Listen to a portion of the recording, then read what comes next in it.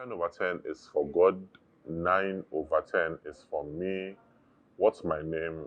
Google Nigerian biggest food critic, and the first name that comes up is my name.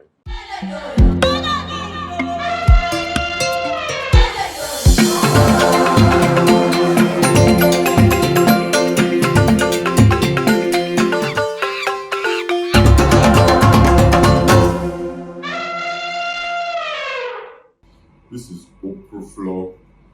This is a lot of seafood. I think this is the mermaid there. This is mommy water. It's How did I become a food critic?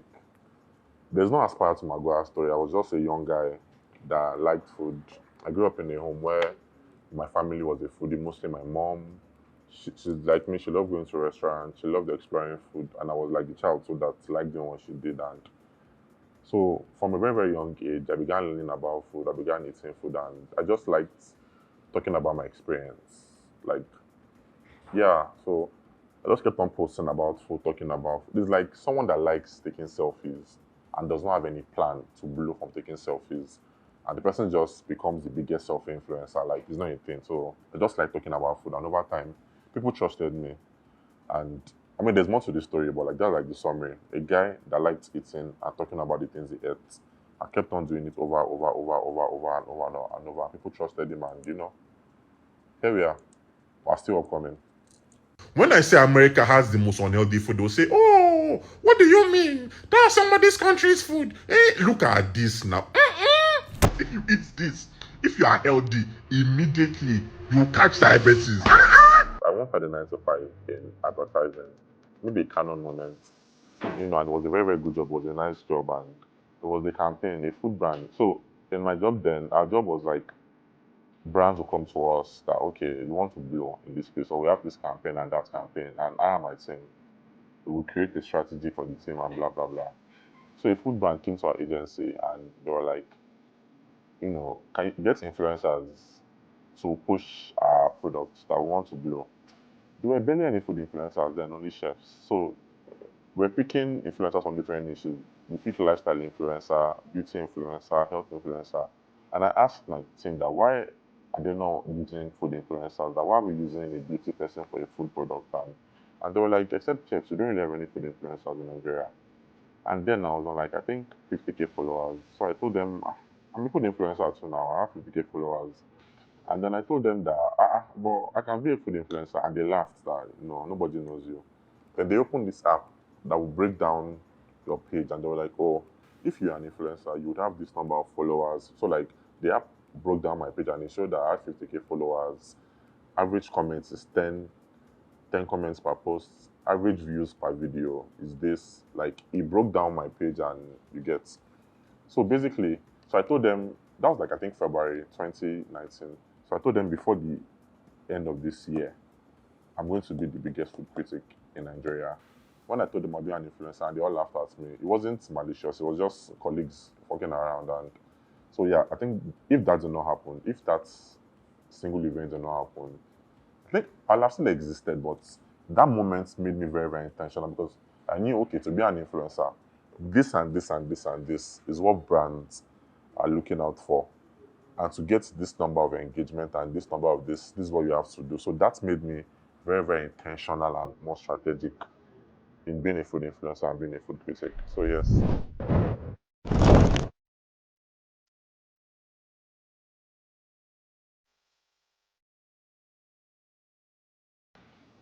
challenges. I don't really have a lot of challenges. It's just hurdles. Like sometimes I'll do a post and my followers, like I'm very, very funny in my posts. I infuse comedy and humor into my content and I crack some jokes. Like yesterday, I was cracking a joke about beer drinking and I mentioned Edo women and Delta women, they like stouts. Now my followers know that Opeyemi, that's the way he talks. Now once in a while, posts like that will go viral. And those who don't know my content or know my style will see it and they'll not be offended that how dare this guy say Edo women and Delta women like drinking stouts? What does it mean?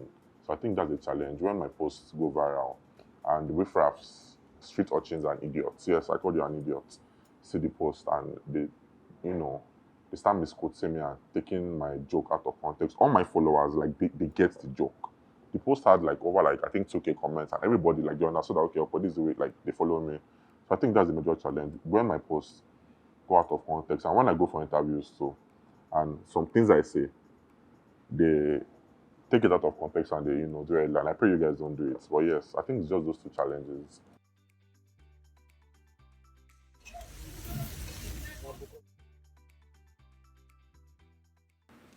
Cruise, cruise, and intentionality.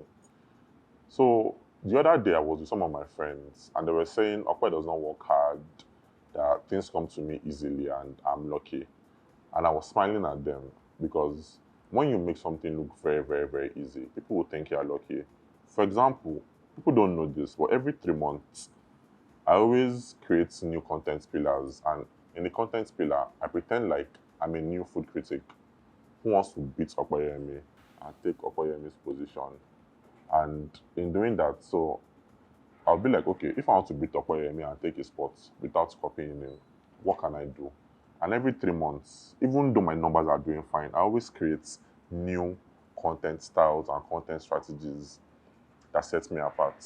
Now, to you guys, it's catching cruise, but it is very, very intentional. So even though I'll say I'm at the top, I'm very, very intentional about staying at the top.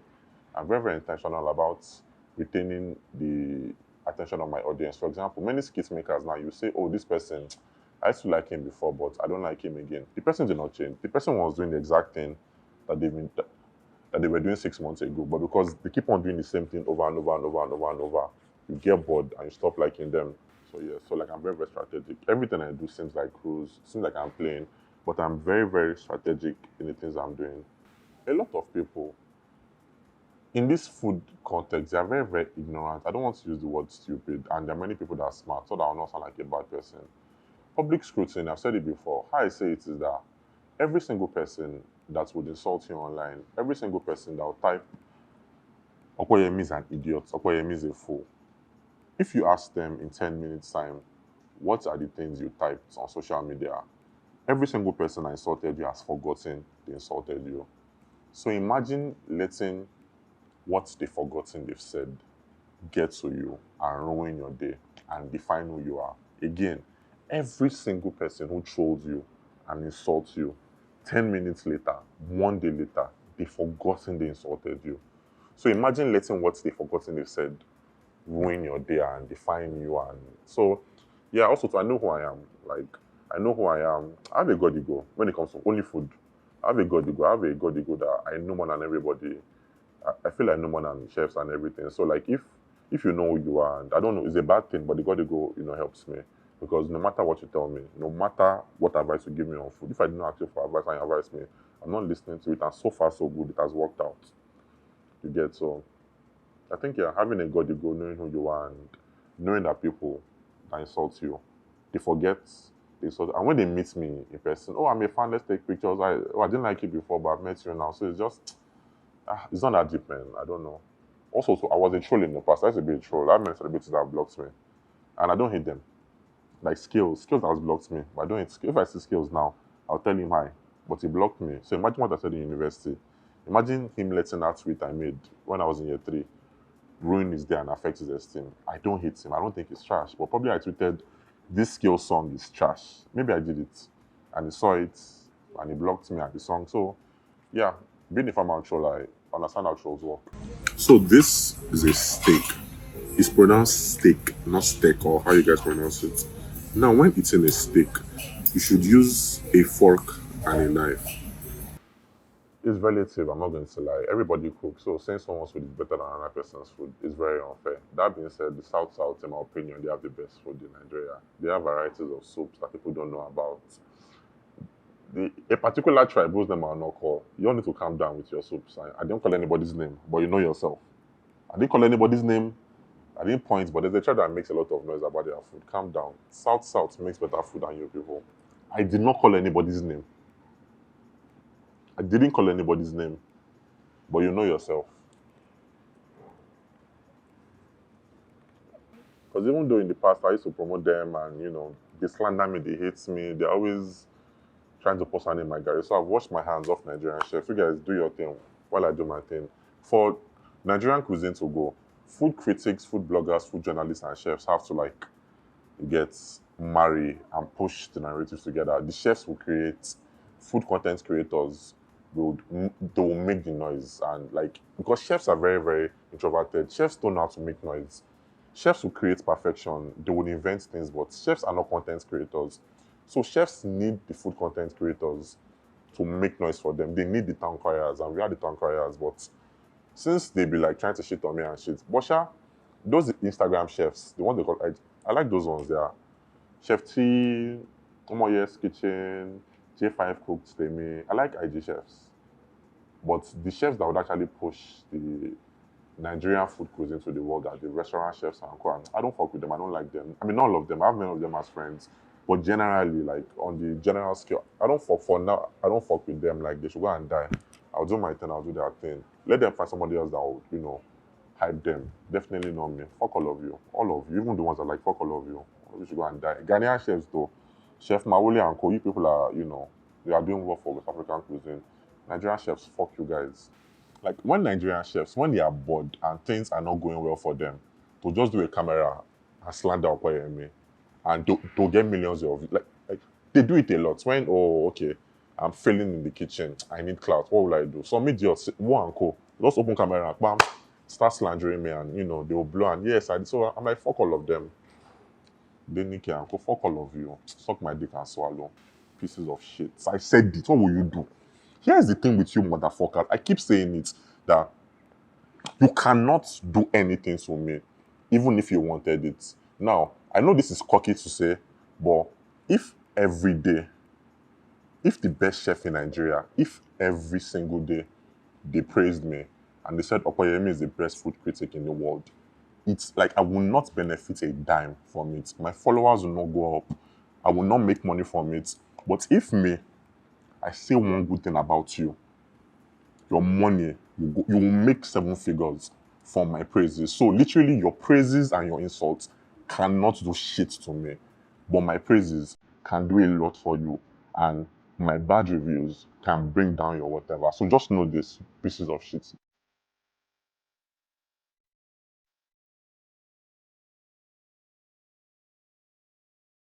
There's no way, so no matter how respectful you are, let me give an example. If you say oha soup, allegedly, this is an example, if you say oha soup is a bit overrated. So like the last time that my page got taken down was when I was saying for the Igbo dishes, oha soup is overrated and there are other Igbo soups that are better than oha. The Igbos got offended. Now, in that context, I was not insulting oha. I was just saying, you guys, you make a lot of noise about this soup from your tribe, but there are other soups from your tribe that are better than oha. Ofe Ore, Ofe Nsala and Co. Now, that's not an insult, but they got offended. And my page, and all the Igbos in the world, not all of them, but a lot of them, mass reported my page for inciting hate against the tribe. And my page got taken down. So there's no way you can respectfully tell someone that you have body odor. Even though it's nice, but they will not take it well. So yeah, so that's why anything has to do with kidney, I avoid it. Once bitten, twice shy. You guys want to set me up. Actually, I do. Ofe Nsala and this thing, Ofe Aku. Those two. And Ofe Oweri too. The leg and the brain one. Nkobi and Ofe Isewu. I love Isewu. Sorry, Nkobi and Isewu number 1 and 2. To me, they're the best Igbo dishes, in my own opinion. Nkobi Isewu, Ofe Nsala, Ofe Oweri, and Ofe Aku. In my opinion, which is not a fact, the best cooks in Nigeria are the Efik people and the Ibibio people. I'm Yoruba. My parents are Yoruba, so I have no ties, but the best cooks in Nigeria are them. There's Afang, Atama, this Kokoyam, what is it called again? Ekman Kuko. That's one of the most quoted Nigerian dishes. It's 2025, so I'll stop shouting. But if I see anybody in a restaurant, when you're drinking your drinks, if I see you doing like this, I will leave my seat and I'll knock your head. You do like this and you say, you don't bend. Are you a villager? You don't bend your head. You do like this and you sip it. Very mindful. Very demure. Call the video, Joe. 100%. Ifokore, Yoruba moi moi, dodo kire. That fried ifokore, I forgot ojojo. Ojojo is nice. Then eforiro, Yoruba. I think for vegetable soup, after afang soup, the second best vegetable soup in Nigeria is eforiro. It's not opposite, it's the fact. It's not my opinion, it is fact. After afang, atama and eforiro, they're like on number two. Yeah. I remember the first time I had afang soup. I was young. I was in Abuja with my family, and they were like, I don't know. Like I remember it was one ghetto-ish restaurant. Because my family like we like doing both. We'll go to fancy restaurants and ghetto restaurants to try food. And yeah, I think I recall the moment very very vividly with yellow eba afang soup in the night in Abuja Garki. Like it just, I was like, what is this? And I thought this is better than eforiro. And yeah, the Nefari time Yoruba, like I grew up eating it. Momsim makes it very, very rich. You put different orish inside. I don't know. It's just nostalgia, I guess. Then superiority in the taste.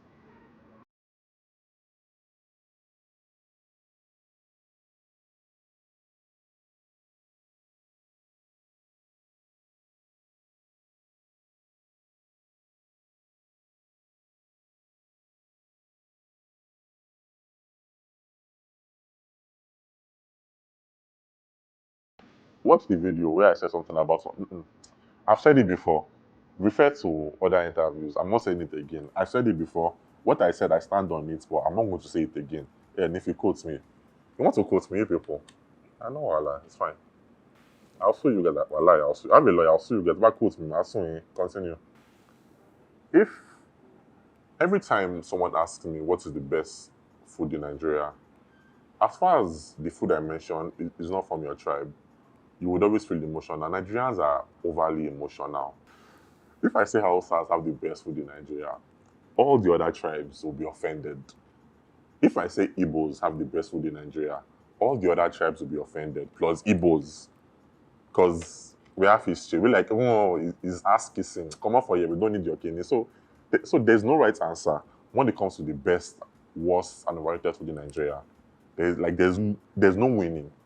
If you hail Igbo food too much, you'll say, oh, Igbo woman don't jazz am. So like there's no winning. So that's why nowadays I like to keep my opinion to myself. When I heard about an Igbo soup called ofeero, I was very, very shocked because after doing research, I found out it was a mushroom soup, meaning it was a vegan-friendly soup. Now, as a Nigerian, I had no idea that we had vegan-friendly soups in Nigeria because most of our soups, even though they are leafy and they have a lot of vegetables, they usually have, meat or seafood in them. And ofeero, traditionally, it is mushroom soup without any meat, without any fish. Obviously, I'm not vegan, so I told them hey, Jesus Christ, Oduduwa. I told them to add meat inside mine, and I tried the soup, and yeah, the soup tasted really, really nice. It tastes exactly how it tasted, like oha soup with a lot of mushroom in it. So yeah, that was like really, really surprising for me in a very, very positive way. I enjoyed it, and they said this restaurant makes the best ofeero in Imo State. I'm still navigating them. Stupid people. Stupid people. Yeah. That then encounters. It's just negative feedback, basically. Like, even though I say these negative comments don't get to me, which they don't most times, but once in a while, it's like if you hear bulletproof and they are spraying you, most bullets will not touch you, but one or two bullets will touch you. One or two bullets will touch you, and so. But nowadays, I don't know, man. I'm not going to lie. I don't really have any like actual like stress. Like all those woe is me stories. Oh, my work is stressful. I don't. In my own opinion, I don't have any like maybe except maybe the big pregnancy that keeps on growing and doesn't want to go away. Because I wasn't always, I once had 4 packs before. I once had a nice job on. Except that I don't have any like woe is me story or I'm suffering or I wish the economy now. Like I'm the highest paid food critic in Nigeria, so financially like life is good and I don't have any woe is me story. I'll not lie, if I'm being honest. I know Nigerians love to hear, oh, woe is me, the economy needs to do better, we need to relegate, like all those complaining and bitching about shit. I don't have, or maybe there is and I don't see it, but me, I don't have woe is me. You can interview other food critics and they might, give you a nice woe is me story They are not being paid. But me, life is good. I'll not even cap. When 2021, I was in Ibadan, Paris Bakery. So there's when Opeyemi says something and it's just Ope's word.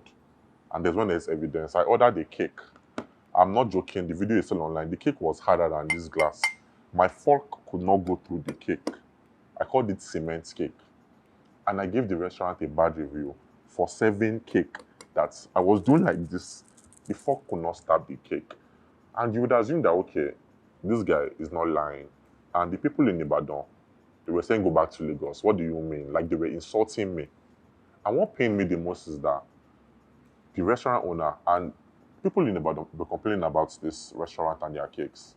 And the owner did not answer them. But the moment I did that video, a month later, they changed the cake recipes and the cakes were soft.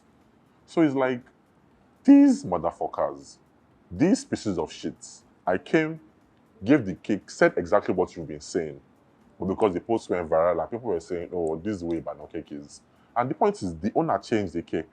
And because of my review, you motherfuckers can now enjoy soft cake. But you were insulting me for... So like, yeah, stuff like that gets... Like, it's very annoying. Like, when I do bad reviews, which I've reduced doing now, like, I'm the one that loses because when I do a bad review, the restaurants, they'll hate me for doing a bad review. But the corrections I make, they'll make the corrections. My followers watching the video, they would hate me and see me as a business destroyer. But they will now enjoy better quality of food because of the bad review. But me, I gain nothing. The restaurant owners hate me. My followers see me as a business destroyer. But they are both, so it's like, I'm the one losing and they are gaining, but I'm the bad person. So nowadays, I reduce, like I go to many restaurants that are bad and I don't say anything. I don't post. I just keep it to myself. I'm like, all of you suffer. I don't listen to anyone. Good ones, bad ones, I don't let it get to my, because I learned those that are praising you today, and it's just life, it's not personal. Those who are praising you today, saying they ride with you, tomorrow you go to their favorite restaurant, give it a bad review, and they'll just switch up and, dislike you. By the way, this is my current headspace. If you're watching this, like maybe how I'm thinking now can change in 1 year's time, in 2 months' time. But right now, I'm in Jesus Christ, Odudua. I'm in an angry headspace. I'm angry at the world. I'm currently, right now, my headspace is a fuck everybody. Like, I'm in a fuck all of you, fuck everybody. Like, I've done so much and nobody appreciates me. Fuck everybody, I'm doing me. That's my current headspace right now. Next month, next year, I might be in a different headspace. But right now, during this interview, I'm on a fuck everybody headspace. So that is why my questions are like this. Next year, if you ask me these exact same questions, probably the answer will be different. So yeah. So it's not a big deal anymore. I say what I want to say, and with open arms, I welcome the consequences. So nowadays, now there's more empathy in my reviews. I don't just bash anyhow. When I'm giving bad reviews or negative reviews, there's empathy in, like, I explain why I said what I said. Before, I'll just say, this thing is bad, it's not good. Like, I just point out the ills, but now I point out the ills, I explain why I said what I said, and I give solutions. So now there's more empathy in my negative reviews and positive reviews too. There's more empathy. By saying it the way it is, man, if something is good, I'll say it's good. I can't lie. So, like, yeah. By saying it the way it is, basically. By saying it the way it is. Shout out to the next generations. You know how Afrobeat to the world is. You know how the band was the one. The bands, Don Jazzy, P-Square, were the ones that began this Afrobeat movement. And those benefiting from it are Rema and Co. Like, I know that's my story. Like, shout out to the Gen Zs and to the people in secondary school right now who have no ideas to be food critics. Shout out to you guys. All the beating, all the suffering that all of you are supposed to take. I'm eating it right now. Nobody's going to be asking you who made you a food critic. All these dumb questions that all of you are going to enjoy. I'm not going to form an open door for anybody, but it's just being one of the pioneers. You suffer the suffer. And like, you suffer the suffer, you do the groundwork. Like, I saw one person post last week.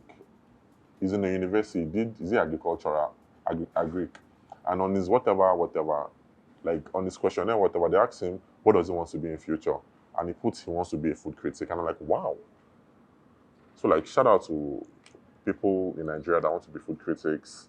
Things will be easier for you. You'll make more money than me. And, just it's somehow just knowing that, I did all the work and, they too, they'll work hard, but it's just, I've made the ground easier for them. And shout out to you guys, man.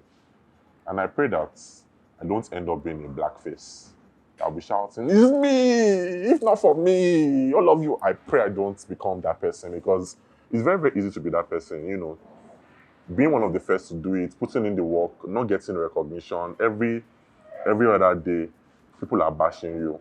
And you're not just one young person doing half of your work and getting the love and getting the money. Like, as a human being, it can pain. So, yeah. So, like, I know that what I'm doing, in the end, it's not me who will benefit from it the most, but the future generations. Yeah, so, yeah, I guess. But I'm not great at it. Like, it makes me proud. So that's why, like, if I see young people saying, oh, because of Opeyemi's videos, when I was like 8 years old and 9 years old, I saw his videos, and because of him, I too am doing this. Even though they become more richer than me and successful than me, like, it should make me happy that, wow, those crews I was catching in my 20s and 30s made this person become this. So, unlike the black race approach, I'll genuinely be happy about it. Hopefully. Shout out to you watching. Hopefully, this is online, and maybe in 30 years, I'll look back at this video and see a youngin and be like, wow, because of, me, and I don't know. This video might be a time capsule. Like 30 years time, I'll watch and just like, wow, and I said this and see it happening.